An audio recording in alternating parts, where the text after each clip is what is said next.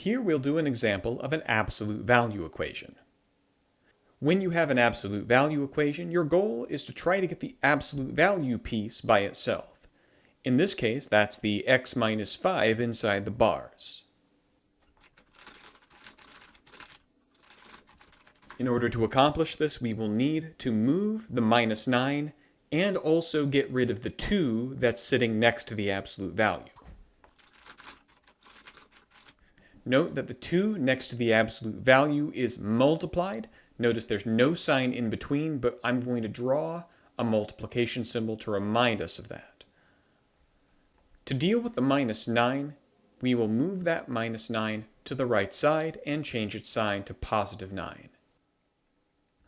When we do that, we will now have 2 times absolute value x minus 5 is equal to negative 3 plus 9, which gives us 6. To move the 2 that is multiplied times our absolute value, we will not change its sign. Instead, we will divide because the 2 is multiplied. Therefore, we'll say divide by 2 on the left and right. 2 divided by itself will cancel out directly and leave the absolute value of x minus 5.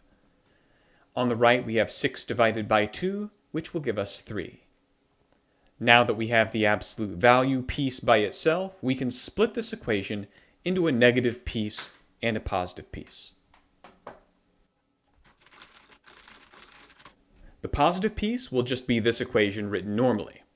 The negative piece will be almost the same equation, except for we're going to change the 3 to a negative 3.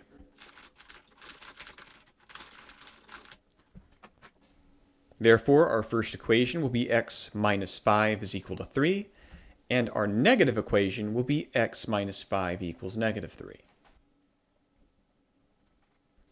We'll begin with our positive version, and we'll take the negative 5 and move it to the right, and when we move it, it will become positive 5. Therefore, x will equal 3 plus 5, which is 8. This is our first solution.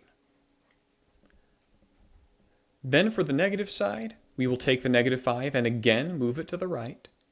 When we move it, it becomes positive 5. Now negative 3 plus 5 gives us 2, and so our other solution is x equals 2.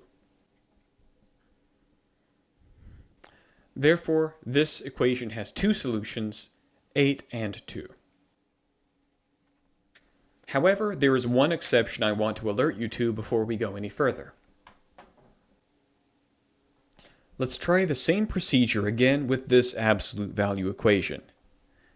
We'll try to get the bars by themselves, and so we will take the 9 and move it to the right. When we move this, it will become negative 9, and so 3 minus 9 gives us negative 6. Here's what you'll need to be careful of.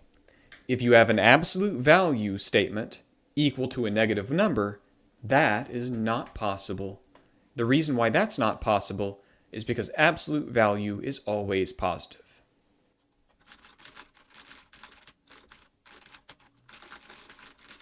If you run into this situation that has an absolute value symbol on the left and a negative number on the right, you can stop right now and say that this equation has no solution at all.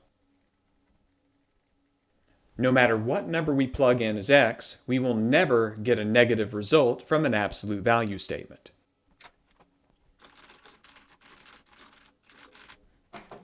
Therefore, we'll say the solution does not exist, and in this class, no solution is represented with the letters D in E, standing for does not exist. Therefore, we would answer D in E to this equation.